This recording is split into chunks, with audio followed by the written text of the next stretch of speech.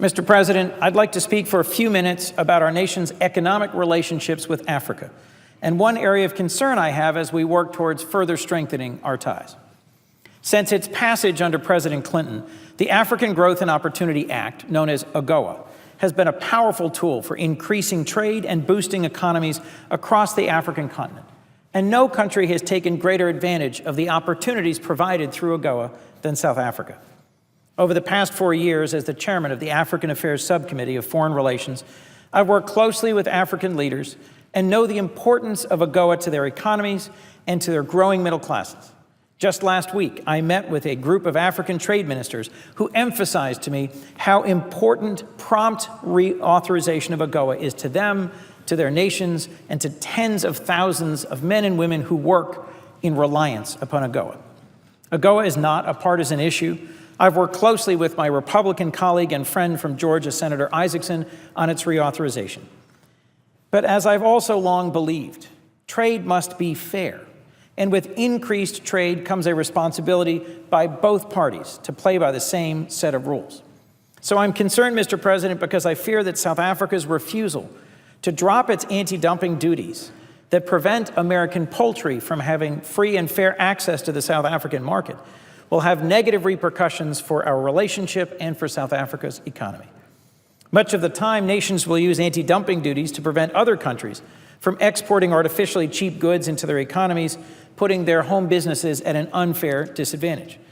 But what South Africa has done for years in this area lacks any merit.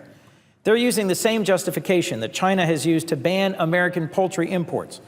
They claim that our poultry is being sold below market value. Not only is this false, the World Trade Organization recently deemed China's nearly identical ban to be illegal. American companies want the chance to sell healthy, affordable, and safe poultry to South Africa, and at a fair market value. So during the African Leaders Summit last August, which brought the heads of state of more than 50 African nations here to Washington, here to our capital, I had the opportunity to meet with President Zuma of South Africa, as well as other South African senior officials. During our meeting, we discussed their country's policies towards our country, the importance of renewing AGOA, and also my concerns about their unfair practices with regard to our poultry industry.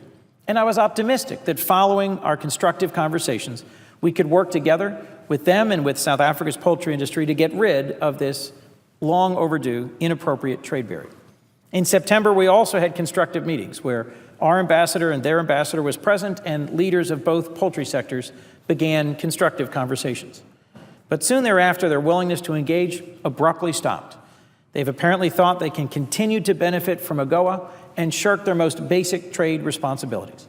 In my home state of Delaware, the poultry industry supports more than 13,000 jobs and has long been the backbone of our agriculture sector. And I've made clear to our friends and partners in South Africa that although I deeply believe in their nation's promise and future, my first responsibility is and always will be to my home state and my constituents. And across the country, and Georgia, Senator Isaacson's home state, is the single biggest poultry growing state in the country. Across our whole country, the U.S. poultry industry supports 1.8 million American jobs, contributing more than $470 billion to our nation's economy. So I want to be clear about this tonight, as I have been before. I support AGOA's reauthorization, and I hope that we can negotiate a fair path forward. But South Africa cannot expect to continue to reap the benefits of increased trade without following fair trade rules. They can't expect us to open up our markets wide to duty-free and quota-free access for South African goods if they will not fairly open theirs.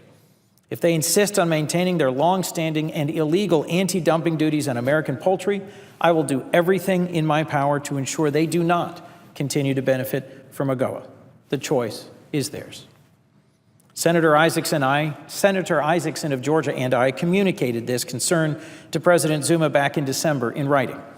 And this week we will write to the Senate Finance Committee with the same message. We only have a short period of time where we can get a long-term extension of AGOA done. And I will work hard to reauthorize and improve AGOA so its benefits are even more widely felt on the continent of Africa. But I won't allow it to include countries that violate fair trade rules, which means that an important ally and partner of the United States, South Africa, won't be included if they're not willing to play by the rules.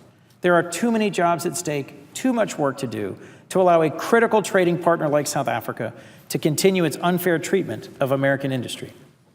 Mr. President, I hope and pray that we can still resolve this needless impasse. But if we don't, my commitment and my path forward is clear. With that, Mr. President, I yield the floor.